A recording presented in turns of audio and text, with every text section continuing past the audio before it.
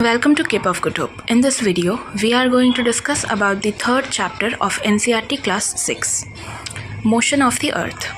आज हम इस चैप्टर में अर्थ की मोशंस के बारे में पढ़ेंगे और समझने की कोशिश करेंगे. There are two motions जो कि रोटेशन एंड रेवोल्यूशन के नाम से हम जानते हैं. रोटेशन मतलब जब पृथ्वी अपनी अक्ष यानी कि एक्सिस पर खुद रोटेट करती है, यानी कि जब वो खुद अपने आप रोटेट करती हैं. लेकिन जब वो सन के अराउंड रिवॉल्व करती है तो उसे हम क्या कहते हैं? रेवोल्यूशन कहते हैं. रेवोल्यूशन मतलब जब अर्थ की मूवमेंट सन के अराउंड होती है तो जो एक फिक्स्ड पाथ जो कि ऑर्बिट कहलाती है अर्थ की, उस दौरान जब वो रिवॉल्व कर रही होती है, यानी कि अर्थ जब सन के अराउंड रिवॉल्व कर रही है तो उसे हम क्या कहते हैं? रेवोल्यूशन कहते हैं. एंड रोटेशन, जैसे कि मैंने कहा, अर्थ अपनी एक्सिस पर रोटेट कर रही है. नाउ रेवोल्यूशन एंड रोटेशन तो हमें समझ में आ गई. चलते हैं नेक्स्ट टॉपिक की तरफ कि the axis of the earth which is an imaginary line makes an angle of 66.5 degree with its orbital plane. Axis earth की जो है, जिस इमेजिनरी लाइन पर वो बनी हुई है, उसकी एंगल की बात करें तो दैट इज़ 66.5 डिग्री हम कह सकते हैं. Now with its orbital plane. Now coming to the next part कि the portion facing the sun experiences day while the other half away from the sun experiences night. The circle that divides the day from night on the globe is called circle of illumination. यानी कि अगर circle of illumination की बात करें तो that is imaginary line जो day और night को डिवाइड करती है. यानी कि अगर आप इस पिक्चर में देखें तो जो सन रेज़ यहाँ पर रिसीव हो रही हैं, इस वाले पिक्चर से अगर हम समझने की कोशिश करें तो आप देख सकते हैं कि सन की जो रेज़ है वो इस तरीके से आ रही है कहीं ना कहीं, एंड यहाँ पर आकर इस वाले एरिया को वो आलोकित कर रही है. और ये वाला जो एरिया है टोटल, ये जो मैं मार्क कर रही हूँ, ये वाला जो एरिया है वो डार्क है, यानी कि यहाँ पर नाइट है और यहाँ पर इस वाले प्लेस पर डे है उस वक्त. तो ये जो एक लाइन के थ्रू अगर हम डिवाइड करें, अगर हम एक लाइन के थ्रू, ये वाली जो लाइन है स्ट्रेट लाइन, इसी को हम लाइन ऑफ इल्यूमिनेशन कहेंगे. यहाँ पे लिखा हुआ भी है कि सर्किल ऑफ इल्यूमिनेशन या लाइन ऑफ इल्यूमिनेशन भी कहते हैं इसे. So this was about line of illumination. Angle आपको अगर समझना हो तो इस वाले डायग्राम से आप बहुत ही क्लियरली समझ सकते हैं कि किस तरीके से एंगल को बताया गया है. यहाँ पर 66.5 डिग्री एंगल जो ऑर्बिटल प्लेन के साथ अर्थ फॉर्म करती हैं. What would happen if the earth did not rotate? अगर रोटेट नहीं कर रहा होता तो डे और नाइट हमें नहीं देखने को मिलती. तो रोटेशन की वजह से क्या देखने को मिलता है? रोटेशन की वजह से, वेरी स्पेसिफिकली रोटेशन की वजह से हमें डे एंड नाइट देखने को मिलती है. वेराज रेवोल्यूशन की वजह से सीज़न चेंज होती है. ये बात हमें ध्यान में रखनी है कि रेवोल्यूशन जो है वो 365 डेज़ में कंप्लीट होती है एक रेवोल्यूशन, यानी कि सन के अराउंड अर्थ 365 डेज़ में एक बार रिवॉल्व करती है.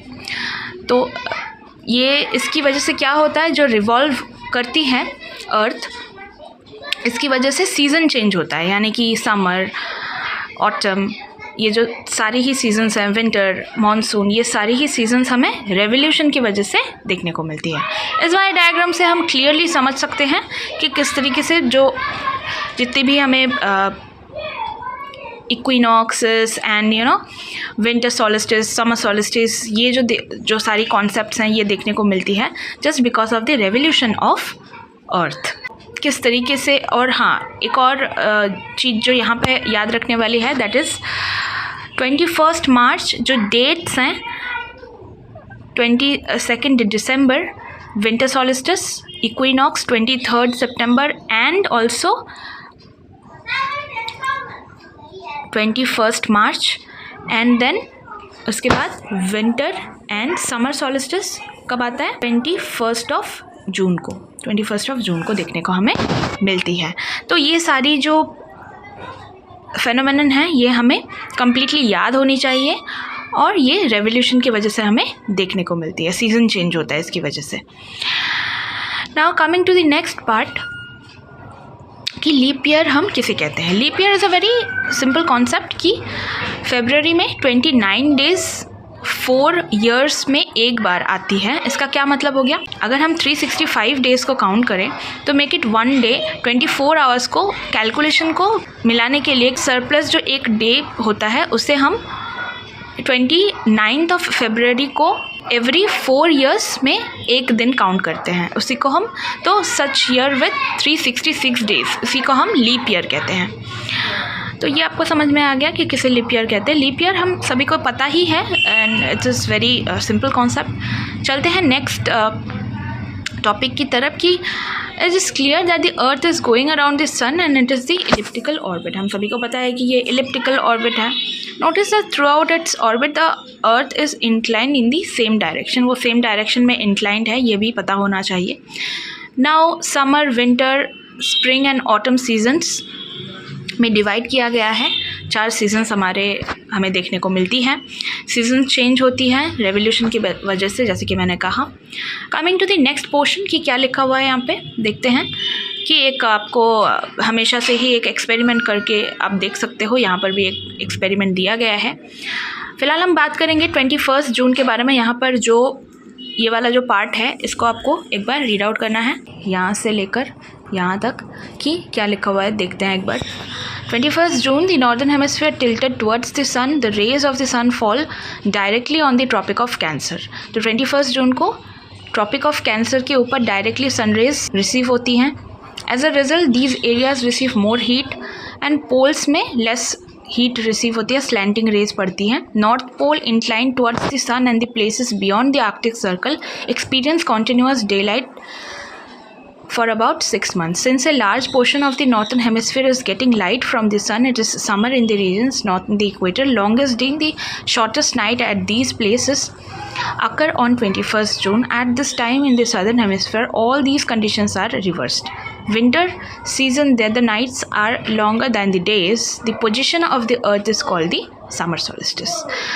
तो ये जो पोजीशन है जो 21 जून को हमें नॉर्थ हेमिस्फीयर में देखने को मिलती है, इससे हमें ये पता लगती है कि लॉन्गेस्ट डे कहाँ पर देखने को मिलती है 21 जून में, नॉर्थन हेमिस्फीयर में। At this time southern hemisphere में कंडीशंस क्या होती है, रिवर्स होती हैं, यानी कि विंटर्स देखने को मिलती है हमें सदर्न हेमिस्फीयर में एंड नाइट्स लॉन्गर होती हैं।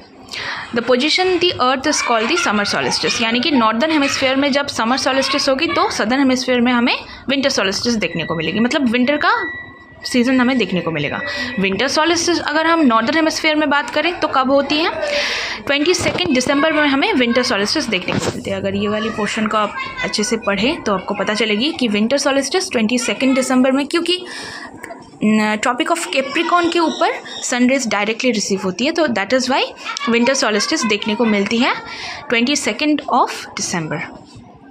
Coming to the next part, equinox हमें कब देखने को मिलती है। इक्विनॉक्स में ये बात ध्यान रखनी है कि 21 मार्च एंड 23 सितंबर में स्पेसिफिकली हमें इक्विनॉक्स देखने को मिलती हैं, क्योंकि इस टाइम पर क्या होता है, इस टाइम पर 0 डिग्री इक्वेटर पर सनरेज डायरेक्टली रिसीव होती है, तो हाफ हाफ करके डिवाइड हो जाती है नॉर्दर्न और सदर्न हेमिस्फीयर में, तो इक्विनॉक्स हमें देखने को मिलती है। हमें इस दौरान ऑटम एंड स्प्रिंग सीज़न देखने को मिलती है, ऑटम एंड स्प्रिंग सीज़न देखने को मिलती है। So this was all about it. I hope आपको समझ में आ गई होगी ये वाली portion, and this was it. It was not a longer chapter, बहुत ही कंसाइज थी और बहुत ही कॉम्पैक्ट थी। सिर्फ हमें यही जानना था कि किस तरीके से नॉर्दर्न और सदर्न हेमिस्फीयर में हमें रेवोल्यूशन के कारण की वजह से सीजन्स चेंज होती हुई दिखाई देती हैं। So this is all about today's class. I hope the session was useful to you all. It was a concept which is very much fundamental. इस वाली चैप्टर से अगर आपको कोई भी चीज़ बहुत अच्छी तरीके से याद रखनी हो तो ये वाली जो डायग्राम है इसको आप काफ़ी ध्यान से पढ़ना और देखना कि इक्विनॉक्स कब होती हैं एंड विंटर सॉलिस्टिस कब होती हैं, समर सॉलिस्टिस कब होती हैं, you know the dates and also जिनको मैं मार्क कर रही हूँ, dates and also the whole diagram. So each and everything is important, ये याद रखने वाली बात है। सो इस डायग्राम को काफ़ी अच्छे से आप खुद से एक बार पढ़ लेना, देख लेना। That is all for today. मिलते हैं नेक्स्ट सेशन में। Till then thank you so much and bye bye.